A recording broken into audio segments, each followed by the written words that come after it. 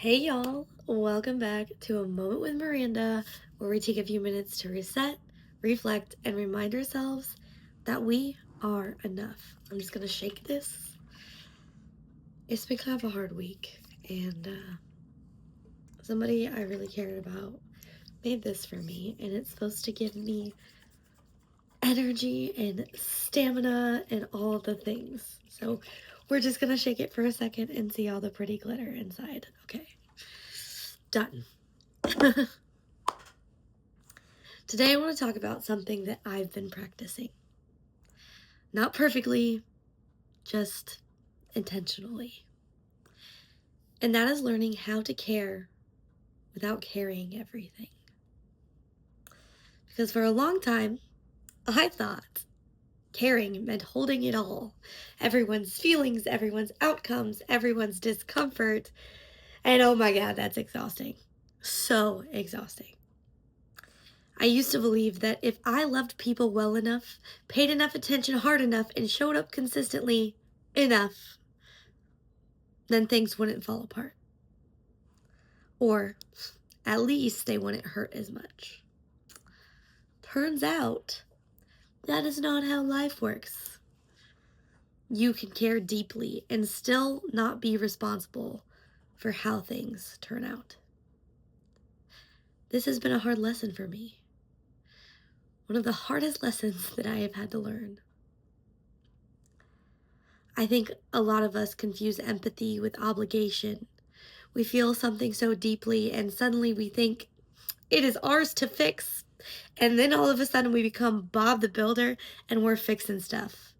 And it becomes ours to manage, to carry. But caring does not mean self-abandonment, okay? We do not have to be Bob the Builder. We do not have to fix it. And it doesn't mean over-functioning. It doesn't mean staying in places that cost you your peace. You are allowed to care, like a lot, and still say, hey, that is not mine to hold. And this has been the biggest shift for me personally. And I'm going to tell you, I have learned so much. I have learned that I can show compassion without sacrificing myself. I can love people without losing my footing. I can be present without absorbing everything that comes my way. That took practice. That took a lot of unlearning and a lot of making mistakes. Because somewhere along the way, I picked up this idea that being strong meant being able to carry more than everybody else. Don't get me wrong, everybody's plates are different and mine might look like a buffet, but at the end of the day, it wasn't what was meant for me. I learned that being loving did not mean tolerating things that didn't sit right in my body. I don't believe that you have to accept that. Strength can look like discernment. Love can look like boundaries.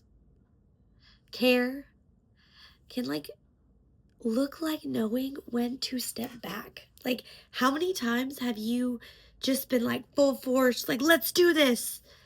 And what really needed to happen was, hey, this isn't mine to hold. I'm gonna walk away. And that doesn't make you unkind. It just makes you honest. I've also noticed that when I stopped carrying what wasn't mine, I showed up better where I was meant to be. I'm calmer, clearer, a lot more present, for sure, and less resentful.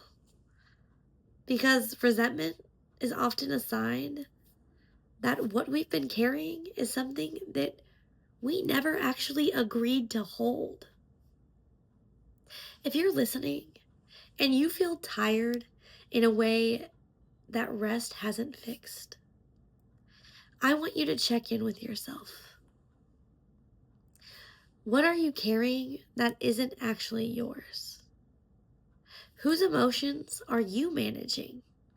Whose expectations are you trying to meet? And what outcomes are you gripping because letting go feels scary? You're allowed to loosen the grip. You can care and still choose yourself. You can love and still protect your energy. You can be compassionate without being consumed. Those things are not opposites, they're balance. And balance is something that we are allowed to learn, whether we pick it up slowly or quickly. If you're in a season of recalibrating how much you hold, how much you give, and how much you keep for yourself, you're not selfish. You're becoming sustainable, and that matters. Thank you for spending this moment with me. And as always, while I shake this bad boy up again so we can see the glitter and give you guys a little bit of a boost, you were always enough, babe. Always. Mwah.